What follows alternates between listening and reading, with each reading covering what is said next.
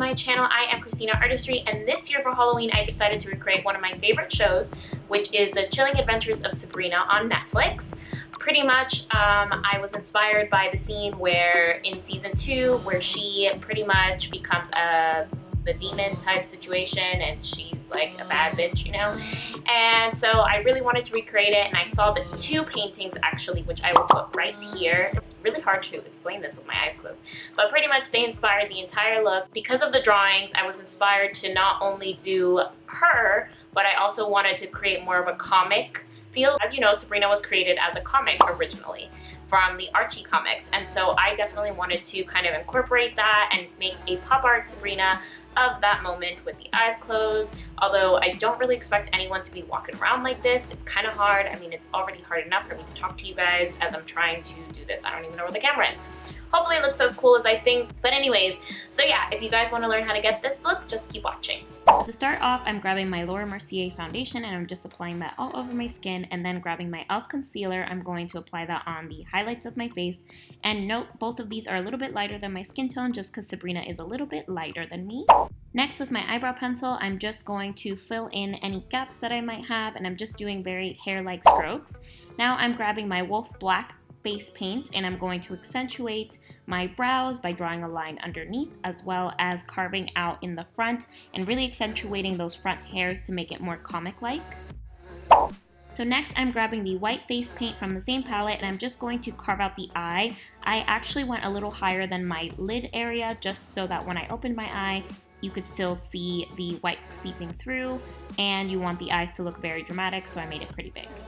And then I'm bringing that in halfway underneath as well. Now I'm going to go ahead and take the black face paint and I'm just going to outline everything that I did pretty thin, and then I'm going to build a cat eye, just making it a little bit thicker on the middle and bringing it outwards. Now to create the cat eye, I'm just making it thicker, like I said, at the outer ends and just building in that color. Now I'm going in with my tattoo eyeliner and I'm just kind of going over the lines and the edges to make it a little bit more precise. Then I'm going to go ahead and bring that line underneath, making sure to go under the white to continue the outline. Now with some white translucent powder, I'm setting the white. Next, with the black face paint, I'm adding lashes, and then I'm actually gluing on real wispy lashes right on top to give us more of a 3D effect. And then I'm applying some mascara on top of my lashes to kind of remove all the white so it disappears. Next, I'm taking my black face paint again and I'm just carving out the nose area to give us a pop art nose, and I'm painting down the bridge with my nose, and then I'm going to go in with my white to highlight and pop out a little bit more of those features. Then I'm going back in with my black face paint to add the expression lines around my eyes. Now taking the red face paint, I am just pretty much making squiggles on my forehead.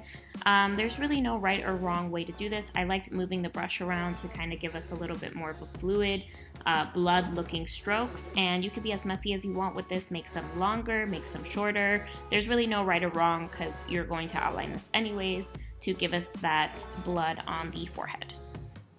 Now for the drip along my eye, I really started by being a little precise, but then I decided to just add extra water to let it drip naturally. In hindsight, I probably should have done that on my forehead as well. Alright, so next I'm taking the black face paint and I'm just going to carve my cheekbones out, and then I'm taking the black face paint and just outlining all of the blood strokes on my forehead as well as on the side where the drops are. You don't really have to be super precise with this either, it's just kind of to give us the comic effect.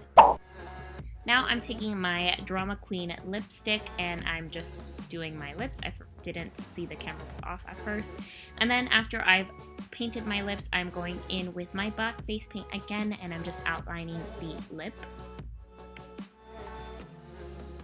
Next, I'm going in with the white face paint to highlight above my lip and also the bottom, and then adding some black expressions around the lip, adding my crown, and that's it. That is the finished look. Alright guys, that is it for this tutorial. Hope you guys liked it. Please give it a thumbs up and subscribe if you haven't already, and until next time.